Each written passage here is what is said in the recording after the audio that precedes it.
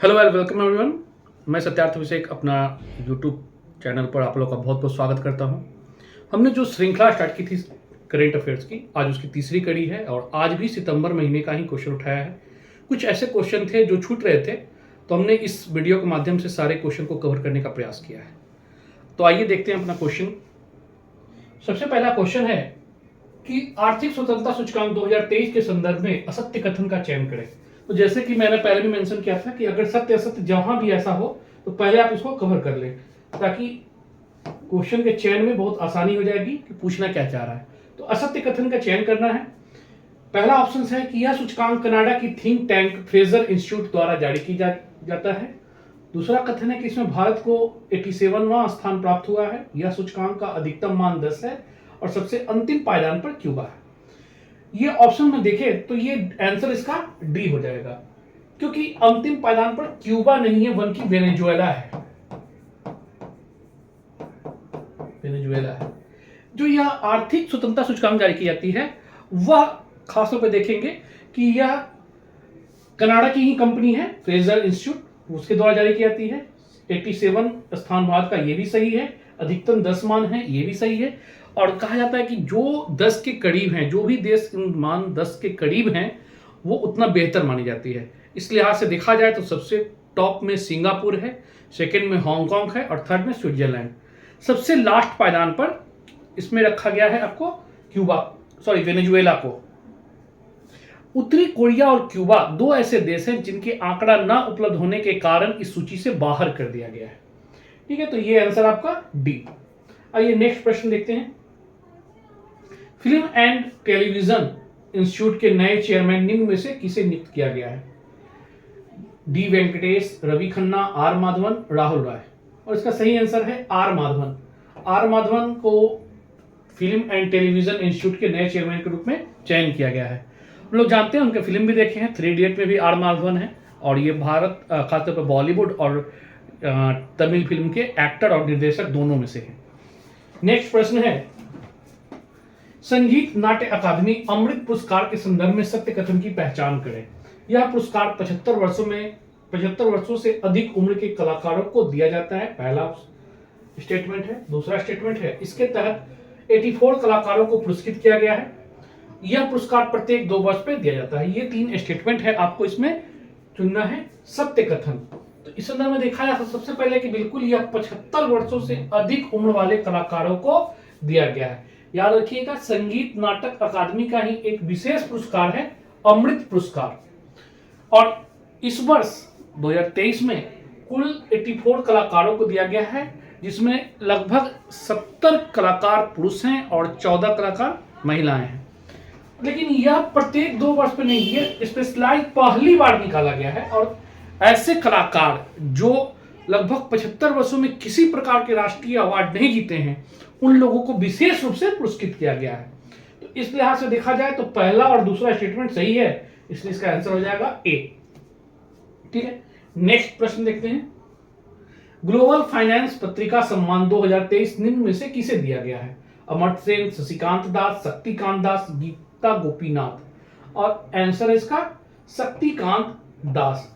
हम लोग जानते हैं कि शक्तिकांत दास खासतौर पर हमारे आरबीआई के गवर्नर भी हैं और यह अमेरिकी फाइनेंस पत्रिका द्वारा यह अवार्ड या सम्मान दी जाती है। और ये उन बैंकर, खासतौर पे बैंक के गवर्नरों को, जैसे हर देश का अपना जो केंद्रीय बैंक है, उन केंद्रीय बैंक के जो गवर्नर हैं उनको प्रदान की जाती है और इसके तहत ग्रेडिंग दी जाती है।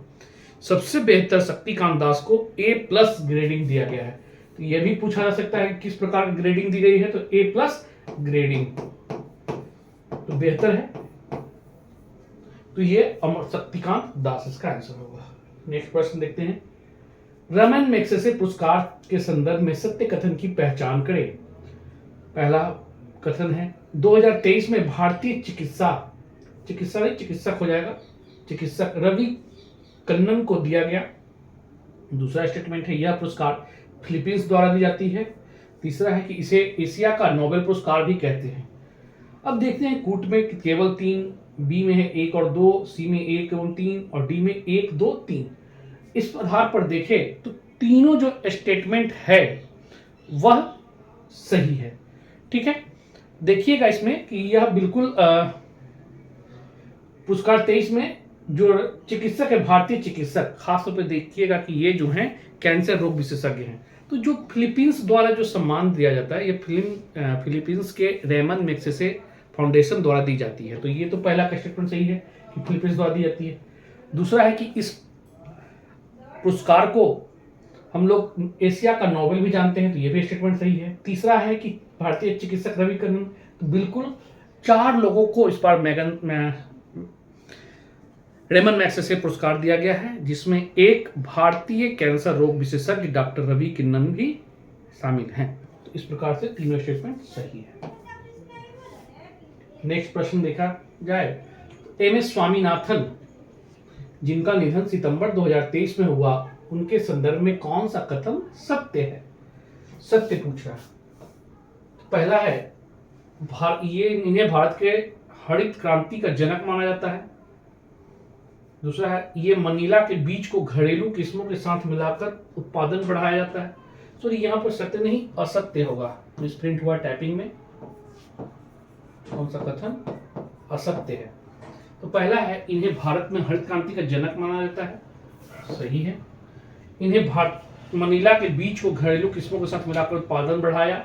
इन्हें पद्मश्री, पद्म भूषण एवं पद्म विभूषण से भी प्रस्तुत किया गया।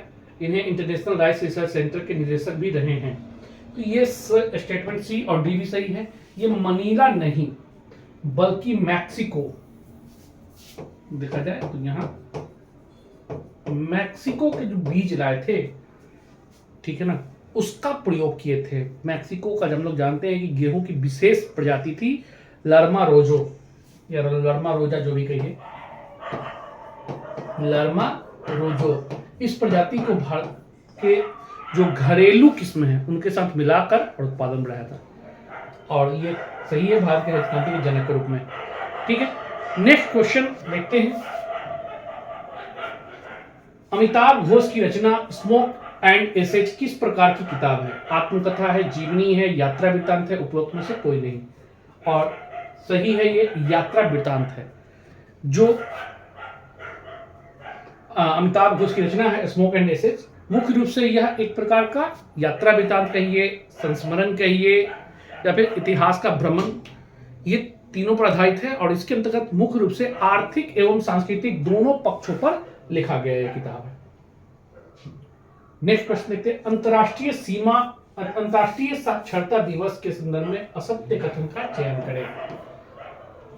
यह प्रतिवर्ष 8 सितंबर को मनाया जाता है। इसकी शुरुआत यूनेस्को द्वारा 1966 में की गई थी। इस वर्ष का थीम है आज जो ज्ञान प्राप्त करेगा भविष्य में वही नेतृत्व करेगा। और लास्ट है इस वर्ष 58वां साक्षरता दिवस था। तो देखिएगा कि लगभग ये ठीक है, 8 सितंबर को मनाई जाती है, सही है। इसकी शुरुआत यूनेस्को द्वारा 96 में की गई, 66 में, ये भी सही है। इसका थीम जो नहीं, ये थीम नहीं, वास्तव में ये नारा है। यूनेस्को द्वारा जो दिया गया था, आप देख सकते थे, वो नारा है। इसका जो थीम है वह है परिवर्तनशील विश्व के लिए साक्षरता को बढ़ावा देना।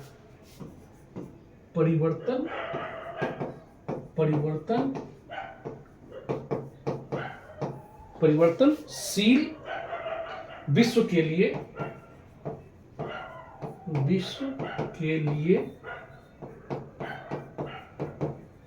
साक्षरता को बढ़ावा देना।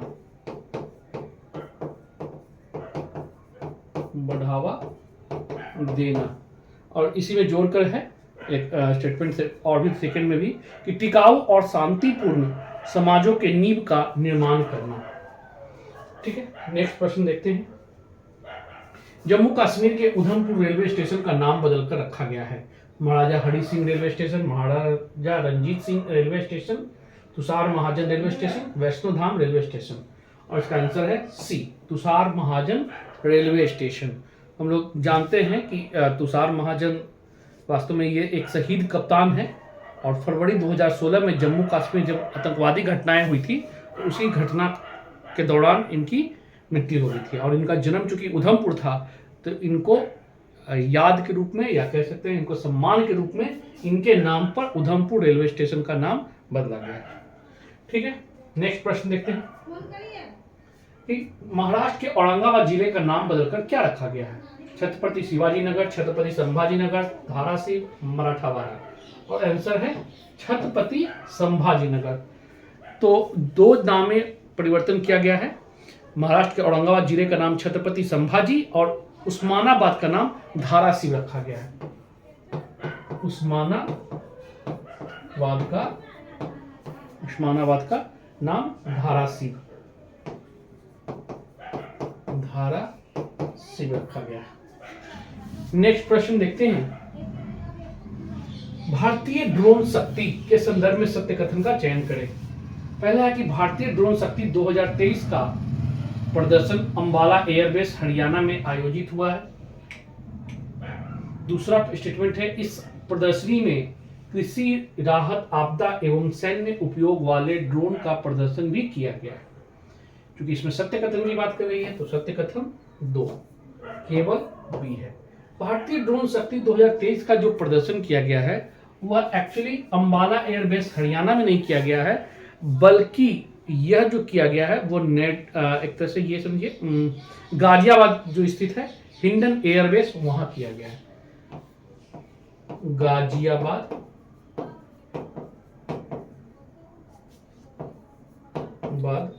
में है हिंडन एयरबेस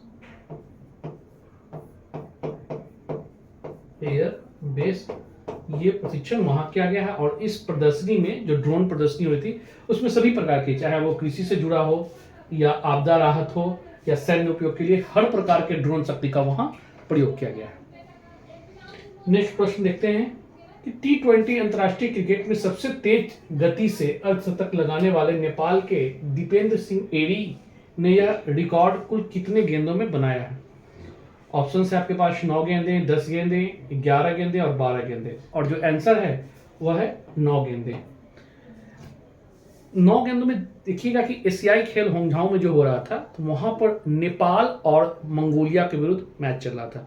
इस मैच में नेपाल के जो बल्लेबाज हैं दीपेंद्र सिंह एरी, इन्होंने मंगोलिया टीम के खिलाफ 9 गेंदों में कुल 50 अर्धशतक लगाया था। इससे पहले रिकॉर्ड था, हम लोग जानते हैं, युवराज सिंह का 12 गेंदों में इन्होंने इंग्लैंड के विरुद्ध मैच में 50 लगाया था, जिसका रिकॉर्ड तोड़ दिया गया। नेक्स्ट प्रश्न है, मोटरसाइकिल रोड रेसिंग की सर्वोच्च ग्रैंड प्रिक्स प्रतियोगिता मोटोजीपी का आयोजन पहली बार भारत में किया गया। इस प्रतियोगिता में कौन से देश के रेसर प्रथम स्थान पर रहे? इटली, स्पेन, फ्रांस और इंडियन।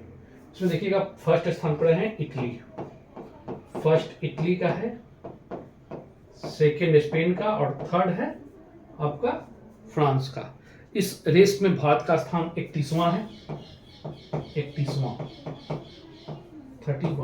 और एक चीज और ध्यान रखिएगा कि यह प्रतियोगिता भारत में नोएडा के बुद्धा इंटरनेशनल सर्किट पर हुआ था। नोएडा के बुद्धा इंटरनेशनल सर्किट, ये भी इंपॉर्टेंट, मान लीजिए यहां से क्वेश्चन अगर पूछ दे कहाँ आयोजित किया गया था, दिल्ली है, नोएडा है, बहुत सारे स्टेट, अलग अलग स्टेट में दे सकते हैं। नेक्स्ट प्रश्न देखते हैं, अमेरिकी ओपन टेनिस टूर्नामेंट के संदर्भ में कौन सा कथन सत्य है?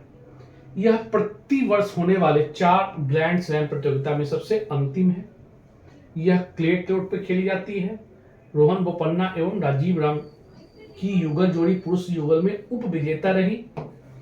यह प्रति वर्ष जून जुलाई में आयोजित की जाती है। इसमें पूछा सत्य कथन कौन है, तो इसमें देखिएगा कि फर्स्ट जो है ए, ये आपका सही है। मतलब इस लिहाज से देखा जाए तो हम लोग जानते हैं कि ग्रैंड स्लैम के अंतर्गत 4 प्रतियोगिताएं आयोजित की जाती हैं। सबसे पहले इसमें है ऑस्ट्रेलिया ओपन, इसके बाद दूसरा है फ्रेंच, थर्ड है आपका विंबलडन और लास्ट है आपका यूएसए या यूएस ओपन जिसको कहा गया। तो ये अमेरिकी यूएस ओपन, इसको वापस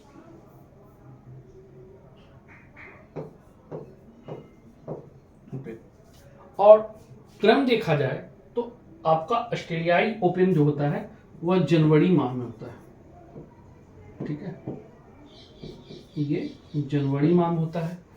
फ्रेंच जो है वह आपका मई जून में है, मई जून, ये जुलाई में है, और ये अगस्त सितंबर में है, अगस्त सितंबर में होता है। तो इस लिहाज से देखा जाए तो यह चौथा कट गया आपका जून जुलाई, ये बिल्कुल नहीं होगा। क्ले कोर्ट पे खेली जाती है, नहीं। फ्रेंच जो है, फ्रेंच ओपन वो क्ले कोर्ट पे खेली जाती है। फ्रेंच ओपन खासतौर पे लाल मिट्टी जो कहा जाता है, मिट्टी को बनाया जाता है, तो क्ले कोर्ट पे खेली जाती है। इसको रेलो गैरो भी कहते हैं, याद रखिएगा इसे, रेलो गैरो प्रतियोगिता भी कहा जाता है। और तीसरा है कि रोहन बोपन्ना एवं राजीव राम की युगल जोड़ी ने पुरुष युगल में विजेता रहा, नहीं, राजीव राम नहीं थे, ठीक है। इसमें है रोहन बोपन्ना और मैथ्यू एवडन, मैथ्यू